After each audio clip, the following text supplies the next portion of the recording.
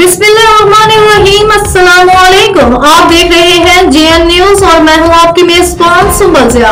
Bulletin का बाकायदा आगाज करते हैं और शामिल करते हैं अब तक की अहम तरीन खबर शामिल करते चले नवाब शाह से। District reporter JN news Ram Mohammad Afzal Rajput की रिपोर्ट के मुताबिक Pakistan federal union of journalists के मरकजी रहनुमा लाला असद पठान की हिदायत पर शहीद बेनज़ीराबाद यूनियन ऑफ जर्नलिस्ट्स के सदर मंजूर अहमद भगियों की सरबराही में नवाब शाह जिला के सहाफ़ी सियासी समाजी शख्सियात की जानिब से बाजू पर काली पट्टियां बांधकर यौम स्याह मनाया गया। शहराज चौक से प्रेस क्लब तक एहतजाजी रैली निकालकर मुजाहरा किया गया।